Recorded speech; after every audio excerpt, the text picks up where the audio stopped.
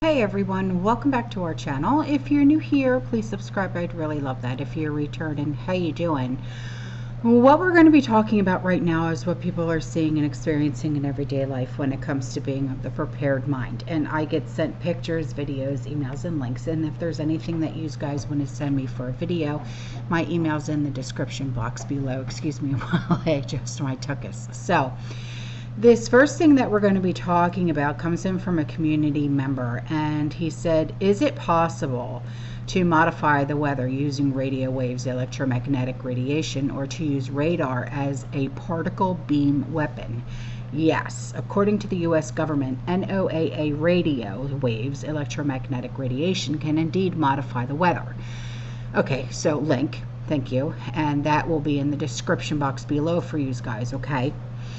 Oh, and he also sent in some pictures. Awesome. So he said, yeah, radar can be used as a particle beam weapon to control the weather, destroy things, and be lethal to biological life, according to Lieutenant Colonel Thomas Bearden from the U.S. Missile Command. So there's another link. And screenshots of each are also attached for you to download and share with anyone who didn't know or who's still trying to deny this. These links can also be used to refute any of the date fact checkers who don't know this has been proven. Well, see, that's the thing. They will try and fact check everything, and then when you go here, black and white, they still say, yeah, no. The question of is it possible is now answered, and the answer is yes, per the government itself. Okay, P.S. My uncle has some oversight in weather mod from the 60s. What is out now is totally mobile and would fit in a number of trucks on a singular ship the size of a cruise line. Electrifying, wouldn't you say? Well, yeah. So this first one that I'm going to put up for you is from NOAA, or NOAA, and holy cow, okay, alright, so it says submission information. Persons are required to report the Weather Modification Reporting Act of 1972, 15 U.S.C. 330 requires that all persons that conduct non-federal weather modification activities within the United States or its territories report such activities to the U.S. Secretary of Commerce at least 10 days prior to and after undertaking the activities. Failure to report can result in fines up to $10,000. All reports submitted to NOAA are compiled and then posted on the NOAA Weather Modification app. Let's see, weather modification activities are defined as any activity performed with the intention of producing artificial changes in the composition, behavior, or dynamics of the atmosphere.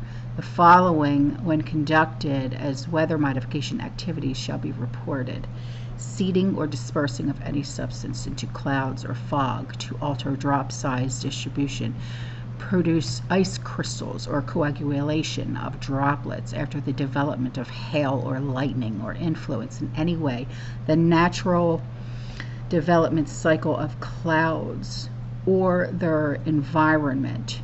2. Using fires or heat sources to influence convective circulation or to evaporate fog. 3. Modifying the solar radiation exchange of the earth or clouds through the release of gases, dust, liquids, or aerosols into the atmosphere. Now, see, aerosols.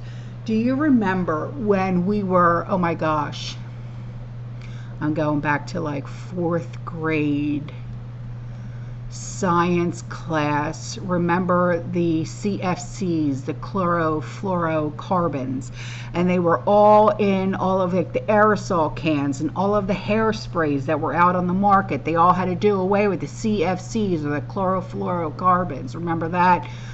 And all the, like the girls, they were all up in the, yeah, because we all had the big hair. It was, called, where I'm from in New Jersey, we all had the big hair and was teased out to here, and you know what I mean. So, and you could only get that with Aquanet, if you remember that. So, and Aquanet was huge with the CFCs and the chlorofluorocarbons. So, let's see. 4, modifying the characteristics of land and water surfacing by dusting or treating with powders, liquid sprays, dyes, or other materials. 5, releasing electrically charged or radioactive particles or ions into the atmosphere. 6, applying shock waves, sonic energy sources, or other explosive or acoustic sources into the atmosphere. 7, using aircraft propeller downwash, jet wash, or other sources of artificial wind generation.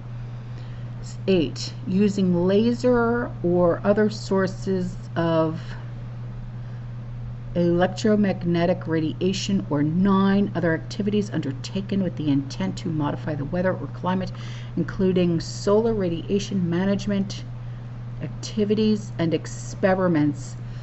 The requirement to report does not apply to activities of a purely local nature that can reasonably be expected not to modify the weather outside of the area of operation. The exception is presently limited to the use of lightning, deflection, or static discharge devices in aircraft, boats, or buildings, and to the use of small heat. So that's that one. So then we have this one. This is abstract concluded. Extension of the theory onto even a simplified hyperspace model indicates direct applications in certain specialized amplifiers. Consideration of multiple simultaneous observation. Everett's interpretation of quantum mechanics ties together virtual and observable states into the same time change, allowing superposition of virtual state into observable state by considering virtual state patterns to be carried by the individual photon. Then superposition effects can be obtained upon a target radiated by a radar beam if each and every photon of the radar beam contains one virtual state pattern in common, added into its other incoherent virtual state patterns. Sufficient superposition of the coherent pattern in the target produces real observable changes which may have significant applications. Such applications include electron current dissolution, dudding, D-U-D-D-I-N-G, of electromagnetic circuits, cancellation of electromagnetic fields, deactivation or dudding of nuclear warheads by transmutation of fissionable, like fissionable materials, and simple production of particle beams of enormous power density. Electron current dissolution is also effective against the nervous systems of biological targets. That's scary.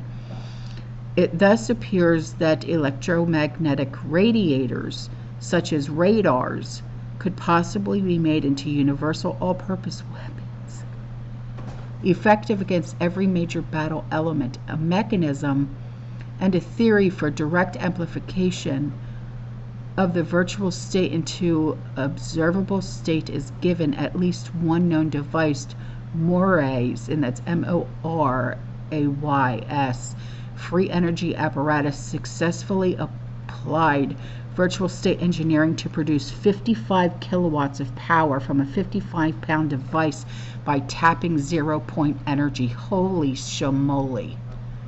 Wow. Okay, now we're going to talk about what's going on in Canada, all right? So I'm going to talk about what's going on, okay, and then I'm going to tell you what I think. Because what I think we should all do is really pay attention, okay? Because whether you realize it or not, a lot of the things that we use gets exported from Canada, okay? So Canadian National Railway and Canadian Pacific Kansas City announced a lockout of their Canadian workers after failed labor talks, resulting in a shutdown of their rail networks in the country. The decision, confirmed by the Teamsters Union representing close to 10,000 workers at the companies, sets a stage for unprecedented rail stoppage that could badly damage the Canadian economy and have a significant effect on cross-border trade with the United States. So, Canada is the world's second largest country by area and relies heavily on rail transport. And the stoppage is set to cripple the shipments of grain, potash, coal, yada yada, while slowing the transport of petroleum products, chemical, and autos as well. Industry groups had urged Trudeau and the government to prevent a stoppage, noting that Canada's railways transport around $277 billion worth of goods annually. And the U.S. Railroad Union Pacific said that a stoppage would halt the movement of 2,500 rail cars across the border daily. Okay, so the Canadian and the U.S. economies are highly integrated, and the rail transport accounted for 14% of total bilateral trade, which is almost at $400 billion between the countries for the first half of the year. The stoppage comes after months of talks, and the union and the company struggle to reach an agreement on key terms, with both sides accusing the other of bad faith. And the union is seeking improved provisions for fatigue, for rest, for scheduling, stressing the need for worker safety. Now, the Canadian network, or the railroad, or the Teamsters Union, whatever you want to call it, said it had offered better wages and a deal that would have been seen by the employees work like fewer days a month, but the union said, nah, we're not going to respond. And they said that a negotiated outcome with the Teamsters Canada Rail Conference Union was not within reach. So the company said that they made final offers to the Teamsters in an attempt to avoid stoppage, and urged the union to engage in negotiations. All right. So, real quick, here's a list of the exports that come out of Canada to here to the U.S. And this is as of today for 2024. The list is huge, okay? Think pharmaceuticals, cereal, flour, starch, milk preparations and products, animal, veg fats, oils, cocoa preparations, beverages, vinegar, sugar confectionery, oil seed, fruits, grain, seed, coffee, tea, spices, edible fruits, nuts, peels, citrus fruit, melons, dairy products, eggs, honey, edible products, whatever you could possibly think of, okay? That's just the tip of the iceberg. So this is going to seriously damage the U.S. economy, okay? And like I said, it was just the tip of the iceberg. I mean, the next time you want to go and buy maybe some auto parts for your car, you might not be able to get it now, because some auto parts do come from Canada, okay? So get ready for more shortages, okay? Whatever it may be, we are going to experience shortages once again. And you're going to see shortages on a range of products that American consumers and businesses actually depend on, okay? So while the damage is minimal so far, And I mean that. So far, a prolonged shutdown of just weeks. If it goes for months, oy, okay, it could slow the U.S. economic growth. It'll rekindle inflation to heights that we never thought we would see. It'll put some workers out of a job, okay? And you're going to seriously think that the sky is falling. It's not, but that's how it's going to feel, okay? But I just want you to prepare yourself. I had said before, you know, that the stuff that's happening, it's kind of funny how it's happening right before the okay? And I told you to get prepared. And I said that we had less than 70 days to get prepared. Well, here's your alarm bells, okay? Get prepared, please.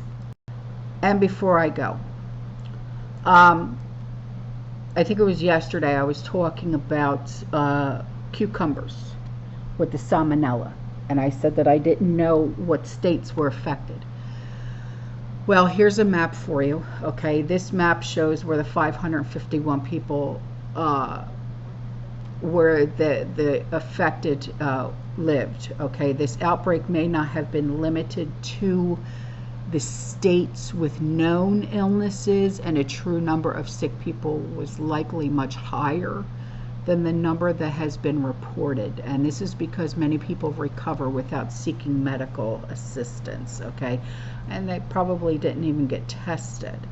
The number of people that were sick, you know, it really all depends. So here's the map, okay, of the United States, okay. In the light, the lightest blue is 1 to 7. The baby blue is 8 to 19. The teal color is 20 to 35. The next color blue, what is that? Royal, 51 to 69. Or no, sorry, 35 to 50, and then the last color blue, if mud on, is 51 to 69, okay? So, all right, that's all for this video, guys, all right? I'll see you in the next one. You stay safe, you stay positive, you keep prepping, and as always, fearless. Ciao.